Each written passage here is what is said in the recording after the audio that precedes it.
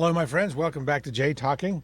Busy, busy day today. We just spoke with Anthony Samarco on the Other Red Line, the story of Scully Square, and now we're going right into Revolution 250 and the Revolution 250 podcast with Robert Allison, and that's produced by Jonathan Lane. And our guest today is John Tyler, editor at the Colonial Society, and author of Smugglers and Patriots, and editor of the Correspondence of Thomas Hutchinson, Colonial Governor the last, I understand.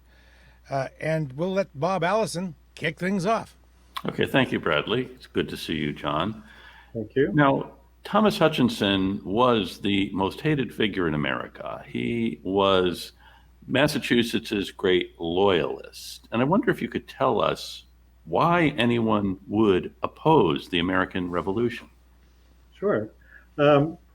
Well, I think everyone, including professional historians, has a tendency to think that history had to happen the way it did. And we presume a kind of inevitability that just because that America became independent, it was destined to be so. And we also reduce history to sound bites that we can understand easily. No taxation without representation.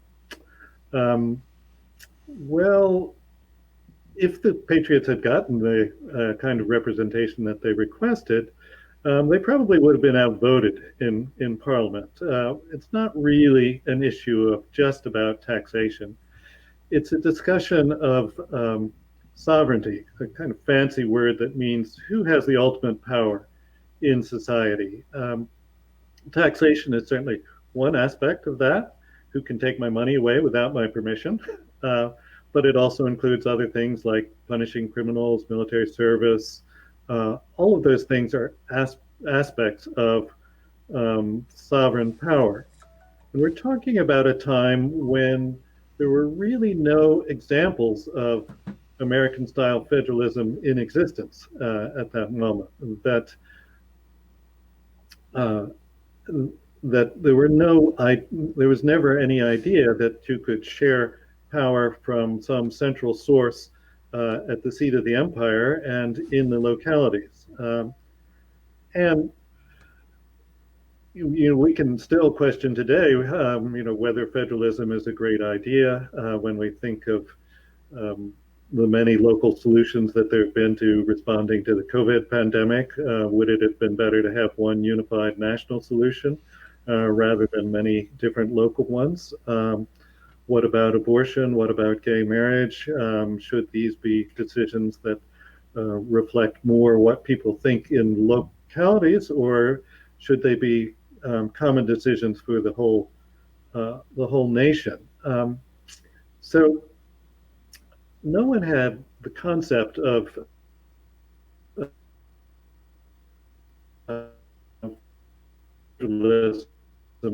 in mind, and Hutchinson teaches that there could be no clear line between the sovereignty of Parliament and the independence of the colonies, the total independence of the colonies. It just didn't make logical sense. And Hutchinson, above all, was logical. He did things according to the book, according to the Constitution. And the British Constitution at that time. Now, the Patriot movement, I would describe as beginning with protest and moving more and more in the years close to the Revolution to setting up extra legal forms of government. The government for which there was no precedent, they were not working through established channels of government. They merely set up their own. A key example in my mind, a real turning point, I think, for many people, would be the response to the Townshend Acts, the non-importation movement. That let's try and understand for a moment how that actually worked.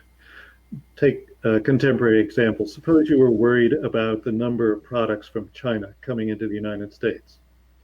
would you be within your rights to organize a boycott of Chinese products?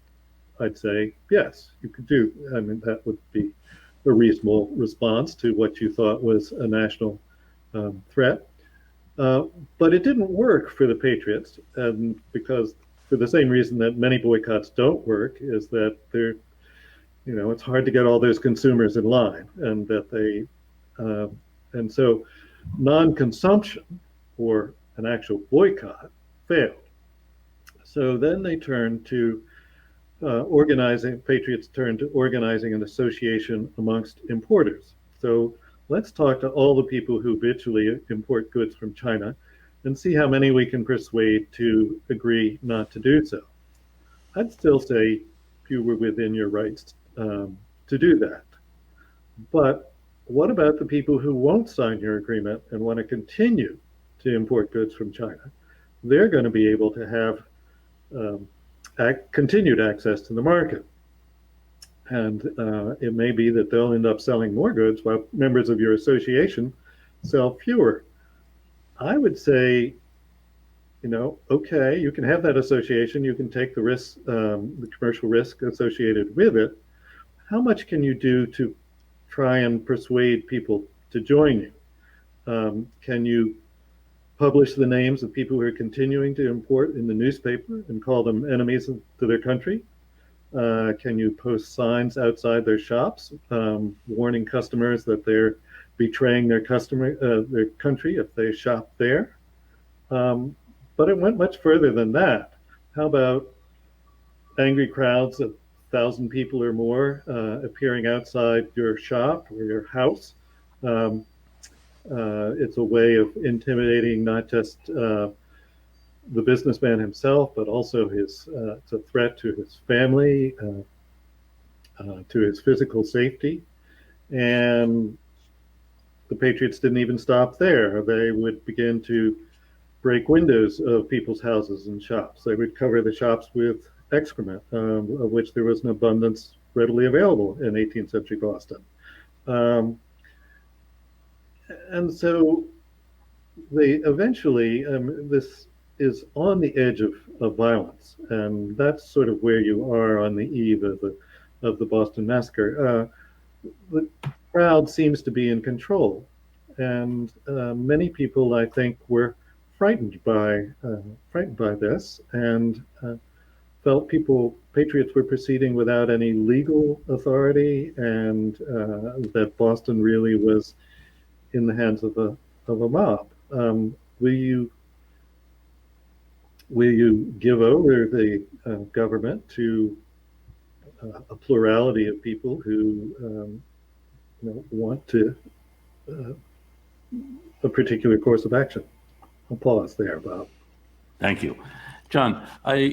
Yes, Bradley, do you have a question? Yes, I do.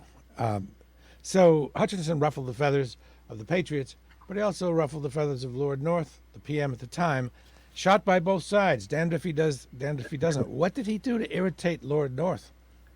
Well, I think the dissatisfaction with Hutchinson came later. He made a trip to England in 1774. It was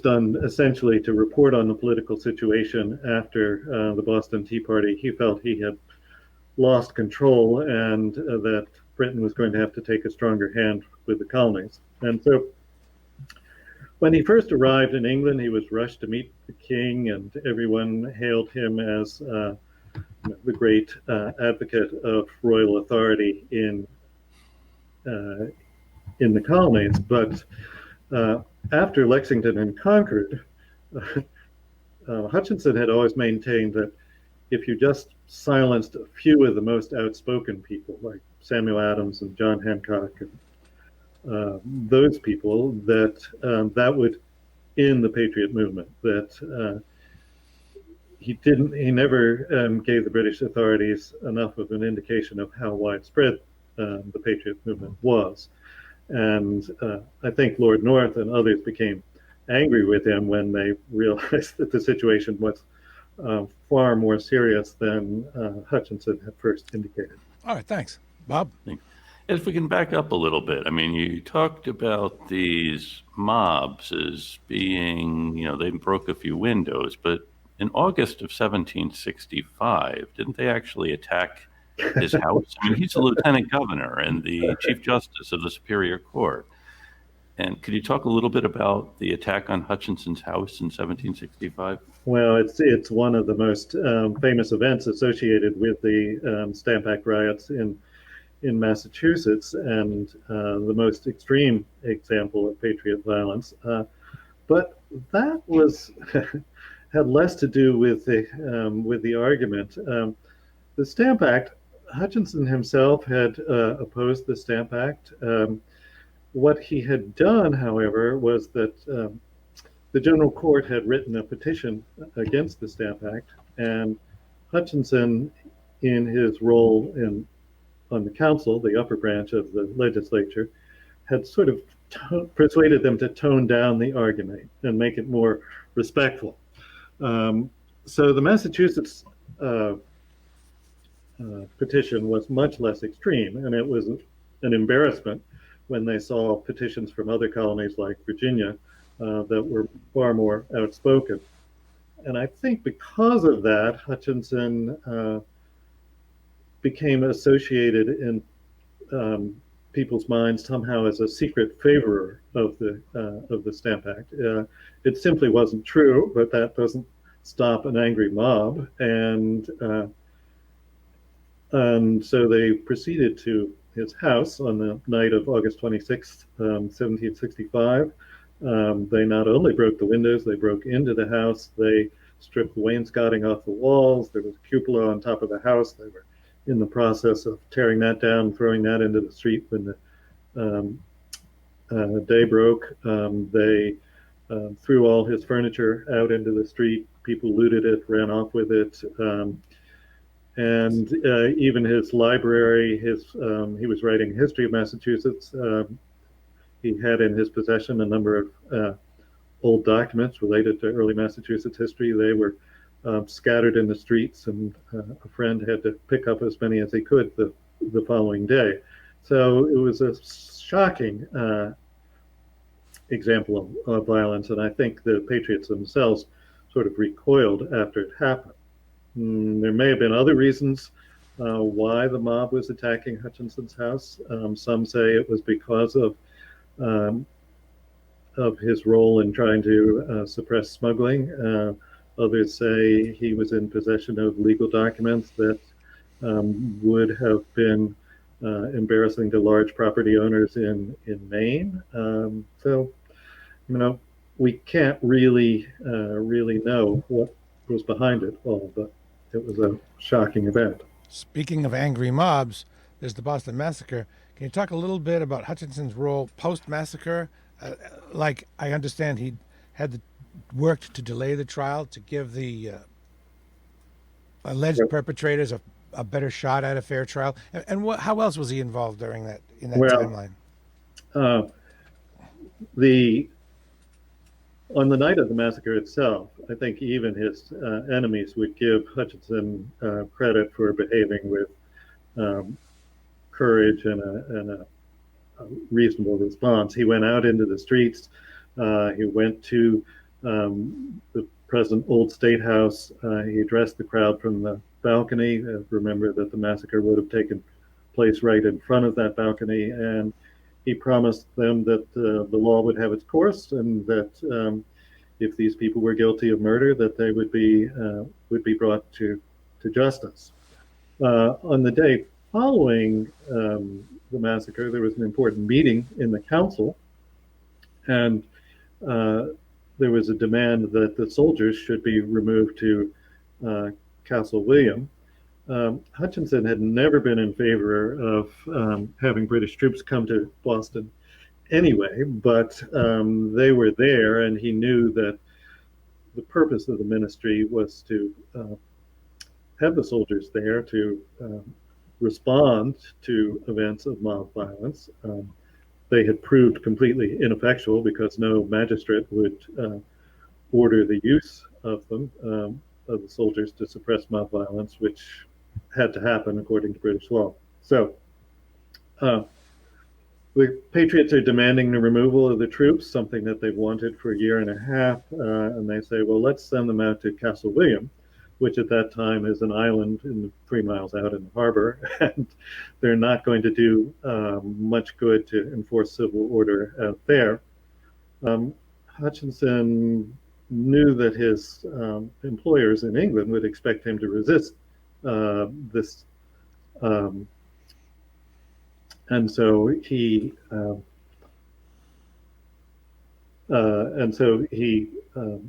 sort of first opposed it. Then the commander in charge of the British troops offered to remove the 29th Regiment, the regiment that had been involved in the violence and caused the most trouble in Boston, to Castle William.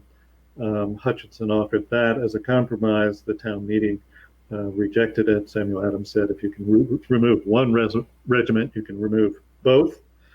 And so eventually Hutchinson tried to sort of dance around this, thread the eye of the needle, and make the council request the removal, because he didn't want to be stuck with the reputation of having ordered the king's troops out of Boston. So he resisted the removal of the troops as best he could, but finally gave in. You're quite correct, Jay. He did indeed try and delay the trials in order to see that they got a fairer trial. You can imagine that people were hungry for vengeance in the immediate aftermath of the trial. So certainly delaying the trial for as long as he did helped considerably. About the trials themselves, there's speculation about whether the jury was packed, but that's maybe another subject for another day. Thanks, Bob. Yeah, thanks. So, John, you're now on your 5 volumes of the correspondence, and you're finishing up volume 3, yes, which takes us up to about the time of the massacre trials. And yes. so, this deep immersion in Thomas Hutchinson, what has been the thing that surprised you the most? How much the paralysis of Parliament, Parliament's inability to respond to the repeated provocations that the General Court was sending out. I mean, it's almost as if they were poking the British lion repeatedly, and Hutchinson kept expecting the lion to swat back, but it never did. And the reason it didn't is because Parliament was so nearly divided amongst itself about internal issues within Great Britain that America was kind of a sideshow, and that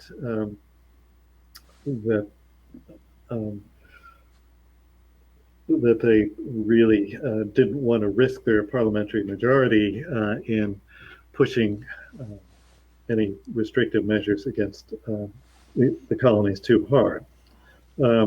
Hutchinson is also, I mean, it's important for people living in the 20th century to try and recover the time lag of information going back and forth. Hutchinson has to operate in a vacuum most of the time, because at the very fastest, news is going to get to it's going to take a month for any news from Boston to get to England, and it's going to take at the very fastest 6 weeks for it to get back, and then you have to leave time for the British bureaucracy to work and all of that. So he could sometimes find himself waiting for half a year or 8 months before he gets a response to a question about how he should behave. We're with historian John Tyler, and Hutchinson was involved in some, border disputes. Back then, the borders did not look like they look now, and he was involved in a redrawing of a New Hampshire border. What did the borders look like then compared to now? They're very interesting claims. So you have to imagine New Hampshire extending from the seacoast to the Merrimack River. That's New Hampshire. And as far as Massachusetts was concerned, anything west of the Merrimack River, in what we now think of as New Hampshire, and was part of Massachusetts. So that's one border that's in dispute. So New Hampshire was just a sliver. New Hampshire was even more of a sliver than it is at present. And then Maine was part of Massachusetts, is And it? Maine was part of Massachusetts, and so there's this little sliver in between. At one point, New Hampshire and Massachusetts actually shared a governor, but by the 18th century, that administration had. I'm sorry, I said Maine and New Hampshire. I meant to say Massachusetts and New Hampshire actually shared a governor, and Massachusetts, Maine continues to be part of Massachusetts right up until 1820. So about the border with New Hampshire, that was really the beginning of Hutchinson's career. He was sent to London on behalf of some of the towns that were west of the Merrimack River, trying to defend Massachusetts' claim to that. He was outmaneuvered and lost that battle, and so the border with New Hampshire, between New Hampshire and Massachusetts, became what it now is. Another lively dispute was with New York, and that border, the dispute over that border, resulted in violence in 1766 between New York landlords who claimed that people from Massachusetts were settling in their territory west of where New York thought the line was, and it took most of Hutchinson's career as lieutenant governor and governor to settle that dispute. Thanks, Bob. Now, Hutchinson also, in the wake of the Stamp Act, has a correspondence with members of the British bureaucracy about affairs in Massachusetts. And this is part of his undoing, the Hutchinson letters that the Assembly publishes in 1774. I wonder if you could talk a little bit about this episode in Hutchinson's career with the inflammatory letters and why he is corresponding with Thomas Whately and others. Mm-hmm. Well, Hutchinson, first, well, let's start with the idea that as lieutenant governor, you have the power to do virtually nothing. and Hutchinson, still true. While Hutchinson was lieutenant governor, I think he thought of himself more or less as a private citizen. He didn't think that he was writing to people in Great Britain in any kind of formal capacity. He was writing to them to appraise them of the political situation in Massachusetts, to try and find out what was likely to happen in Parliament. Thomas Whately was secretary to George Grenville. For a time, Grenville was prime minister. For the rest of the time, he was the head of one of the leading factions within Parliament. And so Whately was a well-placed observer of the British political scene. Hutchinson and Andrew Oliver wrote to Whately mainly, just to find out what was happening and to inform Whately of what was happening in Massachusetts. These were private letters. They weren't written in any official capacity. They weren't being preserved in any government office. Yet in Hutchinson's predecessor, Francis Bernard, had been gotten rid of when a number of his letters that he had written to England, now those were official letters, were obtained and then published in Massachusetts. And it became clear how hostile Bernard was to Massachusetts. And those letters were very embarrassing when they came out. People were hoping to do the same with Hutchinson and to get rid of him. The letters eventually were obtained by some mysterious means. We still don't quite know how. After Whately's death, they were sent to Massachusetts by Benjamin Franklin with orders that they should only be shown to a small group of people. News this juicy was too good to keep quiet, and there was a demand to make them public. They were eventually read in the general court and then printed for members of the general court, and then, of course, found their way into the newspapers. Hutchinson maintained, and I think if you read the letters, it's correct, that he didn't say anything in those letters that was different than he had written publicly in his speeches to the general court or in his history of Massachusetts. It was all an old story. But in the interval between when the news of the letters arrived and when they were actually published, patriots had spread rumors that Hutchinson was advocating sending certain patriots back to London to be tried, that he was in favor of sweeping changes in the charter of Massachusetts. None of that was true, but a good rumor has legs, and a lot of damage was done in the spreading of those rumors. Hutchinson thought the situation had just about stabilized by October 1774, and then news of the Tea Act arrived, and we're on to a whole new controversy at that point. You mentioned the history of Massachusetts, the history of the province of Massachusetts, 3 volumes, and in the last volume he even covers his own period in office. How does he? What kind of take does he have on himself and his own performance? Well, I think his take on his own performance was that he had done his job as it was understood at the time, and that he had been a faithful servant of both the Crown and, he would say, of Massachusetts, that he was always thought of himself as acting in the best interest of Massachusetts, and thought of the Patriots as people who were going to bring on civil war and perhaps destruction to Massachusetts. Well, they certainly did bring on the Civil War. So he thought he had acted in good faith and according to conscience and his legal responsibilities. What I find very interesting about the history is how generous he is to some of his opponents. He had been at loggerheads with James Otis early in 1760s, and Otis really, in some ways, got the whole movement rolling. And yet he's very generous to Otis in his final version.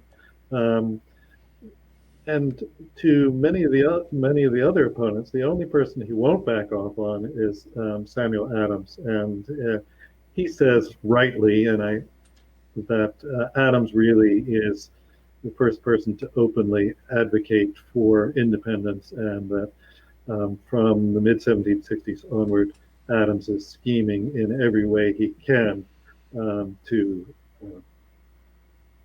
bring on independence. And in some ways, it's a bit of a mismatch, because Hutchinson is this sort of Brahmin politician who operates out of a sense of noblesse oblige, and Samuel Adams is the sort of kung fu boxer of Boston politics. It's like, who would you bet on in a conflict between Bill Weld and Billy Bolger? You'd certainly bet on Billy Bolger, I think. But it's a very, very even-handed treatment of the revolution, and most historians still have to. They may not agree with his interpretations, but they still have to confront Hutchinson's version of events. He seems like a pretty stand-up guy to me. At least Massachusetts could have done much worse, it seems. Bob, why don't you finish things up? Okay, so John, you've just recently written an essay for the New England Quarterly on Thomas Hutchinson's enemies list, where conspiracy and wickedness in the Patriot cause. I mean, you've alluded to this, that the way Hutchinson sees the other side. Could you talk a little bit more about this extraordinary conflict we have? Well, I guess one place to start is to say that conspiracy theories are as American as apple pie, and that they have been around for a long time. The Patriots thought there was a conspiracy among the king's evil ministers to suppress liberty in the colonies. The Patriots also thought that Hutchinson and Andrew Oliver and other loyalists were part of a cabal that was misrepresenting Massachusetts to the authorities in England. Hutchinson was not immune from such thinking himself. He really looked on, didn't see the ideological argument. It didn't make logical sense to him, and that there could be competing sources of authority, and everything that patriots were doing was unconstitutional. And so he thought that the opposition really were people who were operating out of their own self-interest, or as politicians do, they want power, they want to be the admiration of the crowd, they want all of those things were what Hutchinson suspected of the opposition. And so I think anybody who is assailed in the newspapers as much as Hutchinson eventually develops a kind of sense that there's a conspiracy, or that they're a victim of a conspiracy. I mean, look at the present incumbent in the White House, and he's sure that there's conspiracies all around him designed to bring him down. Hutchinson, I think, in his weaker, his less clear-headed moments, thought that. But when you look at the history, which was written in a moment of reflection, he's backed away from that. Thank you so much, John Tyler, for being with us. I got to tell you, I learned so much from the excellent guests like yourself, and from Bob, and from producer Jonathan Lane. For me, it's an hour very well spent. And all the best to you. And thank you very much. I enjoyed talking with you. Bye. Thank you, John. And a formal thank you to John and Bob Allison and producer Jonathan Lane, who we don't see enough of. We'll talk to you soon on the Revolution 250 podcast. Bye-bye.